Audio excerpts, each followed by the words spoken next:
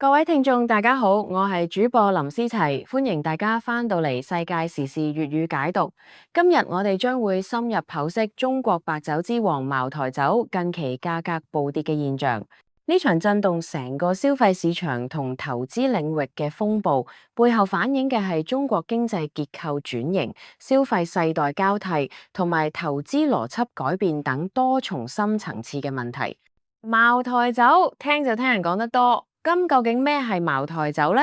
茅台酒唔單止係一種酒精飲品，更係承載住中國800幾年酒文化嘅活化石。產自貴州茅台鎮嘅茅台酒，憑住其獨特嘅醬香風味同複雜嘅釀造工藝，長期佔據中國高端白酒市場嘅領導地位。根據貴州茅台2022年財報顯示，企業全年營收達到1275億元人民幣，淨利潤更係高達627億元。呢啲數字背後反映嘅係茅台作為國酒嘅市場認受性同品牌嘅溢價能力。茅台酒嘅製作工藝更係被列入中國國家級非物質文化遺產名錄入邊。從原料準備到最終出品，需要經過30道工序、165個工藝環節嘅精心處理。獨特嘅地理環境、氣候條件，造就咗茅台酒不可複製嘅風味特徵。正係因為咁，茅台酒長期以嚟都被視為收藏品同投資品，超越咗普通飲品嘅範疇。咁點解茅台酒價格近期會暴跌呢？今次茅台價格暴跌係多種因素導致㗎。首先從宏觀經濟層面睇，根據國家統計局數據，2023年第三季度中國 GDP 同比增長4.9%，雖然符合預期，但較前幾年明顯放緩。經濟增速減慢，直接導致企業商務活動收縮，高端白酒嘅宴請需求大幅減少。數據顯示，2023年1到10月企業商務招待支出同比下降28.7%。除此之外，政策因素亦都係重要嘅推手。中共中央辦公廳同國務院辦公廳聯合印發嘅關於嚴格控制公務接待支出嘅通知，明確規定公務接待活動中禁止提供高端白酒。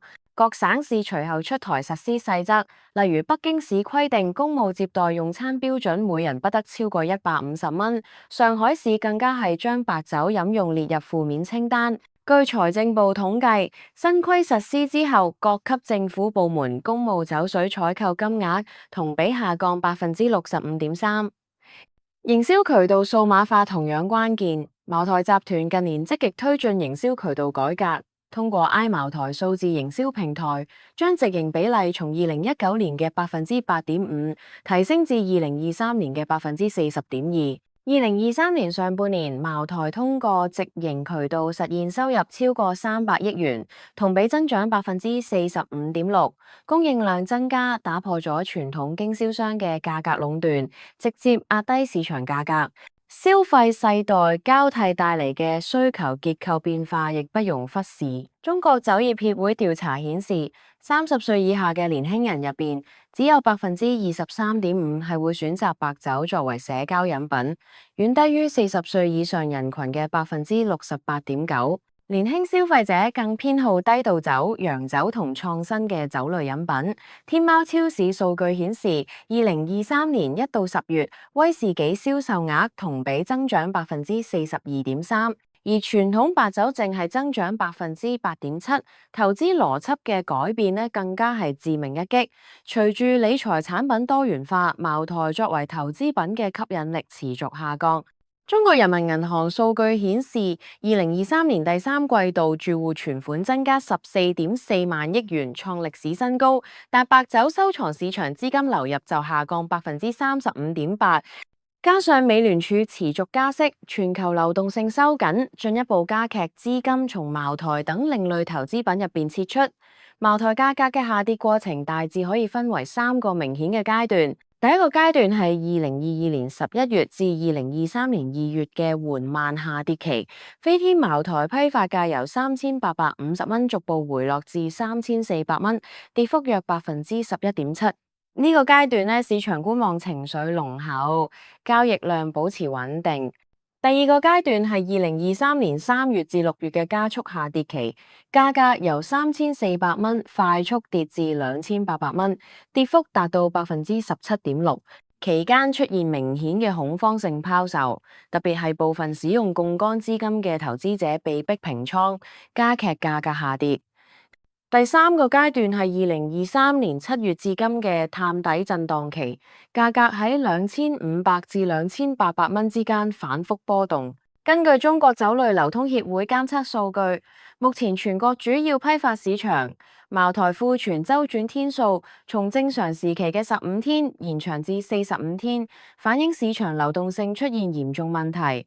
特別值得關注嘅係價格下跌，同時都引發連鎖反應。茅台集團股價從2023年1月最高1900蚊跌到目前1600蚊左右，市值蒸發超過3800億元。白酒板塊整體受到拖累，中證白酒指數同期都下跌3%。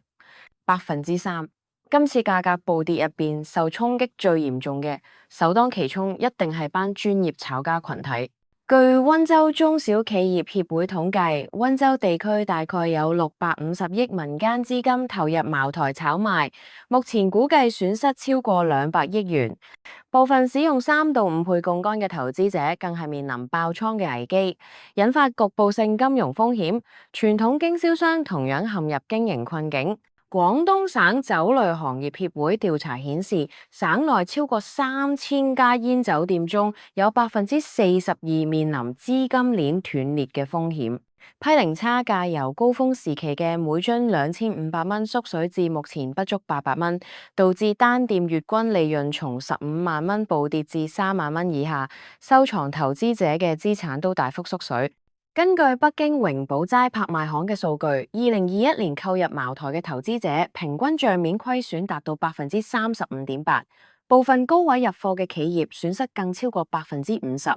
茅台作為資產配置工具嘅神話喺呢一刻被徹底打破，相關從業員生計亦都受到嚴重影響。茅台鎮周邊地區從事白酒相關行業嘅人員保守估計超過10萬，目前已有30%面臨失業或收入下降風險。當地餐飲、住宿等配套行業營業額同比下降40.5%。有好就有壞，價格調整同時亦都創造咗新嘅受惠群體。中產階級嘅消費者就係最直接受益群體。京東消費數據顯示，2023年第三季度2500至3000蚊價格區間嘅茅台銷售量同比增長38.2%，反映真實飲用需求得到釋放。白酒替代品嘅品牌都迎來發展機遇。五糧液第8代產品同期銷量增長25.3%，市場份額提升至22.8%。劍南春、郎酒等次高端品牌通過性價比嘅優勢，成功搶佔部分市場空缺，營業收入分別增長18.7%同15.9%。後生白酒企業獲得更大發展空間，江小白、光良等新興品牌今年融資額度同比增長67.3%，顯示資本市場對白酒創新領域信心增強。呢啲品牌針對年輕消費者開發嘅低度酒、果味酒等創新產品，市場接受度持續提升，高端餐飲行業同樣受益。米芝蓮指南中國區數據顯示，星級餐廳酒水銷售額同比增長22.5%，帶動整體客單價提升15.8%。消費者而家更願意喺餐廳點用高端酒水，提升用餐體驗。從負面影響睇，財富蒸發效應相當明顯。據中國家庭金融調查數據顯示，全國大概有380萬戶家庭持有茅台作為投資品，總賬面損失估計超過800億元。呢個財富縮水效應將進一步影響消費信心同經濟復甦。白酒行業嘅直接從業人員超過150萬，相關配套產業人員更多達300萬。目前行業整體進入調整期，預計將有20%崗位受到衝擊，特別係銷售同生產嘅部門已經開始出現裁員潮，金融風險亦都不容忽視。部分地區性銀行向茅台經銷商提供嘅供應鏈貸款出現違約風險。據中國銀保監會數據，相關不良貸款率已從年初嘅1.2%上升至3.8%。雖然系統性風險可控，但局部性金融壓力正在積聚。從正面影響睇，消費回歸理性係最大嘅收穫。茅台價格回落至合理嘅水平，令產品回歸飲用本質。天貓數據顯示，茅台開樽率從過去嘅30%提升至55%，說明更多茅台酒被實際飲用而非囤積炒賣，資源配置亦都得到優化。大量從白酒炒賣中撤出嘅資金開始流向科技創新、綠色能源等實體經濟領域。證監會數據顯示，今年科創板 IPO 融資額同比增長35.2%，反映資本正在尋找新嘅投資方向。中國酒業協會預測，經過呢輪調整，茅台將從投資品屬性主導回歸消費品屬性主導，價格波動率將從舊年嘅50%以上回落至20%左右嘅合理水平。對投資者嚟講，需要重新評估茅台嘅投資價值。中信證券研究報告指出，茅台作為消費品嘅長期投資價值依然存在，但短期炒賣風險已經大幅增加。投資者應該注重企業基本面，而非盲目跟風炒作。對消費者嚟講，理性消費至關重要。茅台作為高端白酒，其本質仍然係飲品，消費者應該根據自身經濟能力同實際需求作出選擇，避免盲目跟風同過度消費。茅台價格暴跌事件係市場經濟發展過程中嘅必然調整，呢件事提醒我哋，任何偏離價值規律嘅價格泡沫，點都會有一日破滅。同時呢一次調整亦都為成個行業提供咗轉型升級嘅契機，推動白酒產業向更加健康可持續嘅方向發展。對於茅台價格暴跌呢件事嘅分析同報道，暫時就去到呢度啦。喺度多謝大家嘅收睇，我係主播林思齊，我哋下期再見。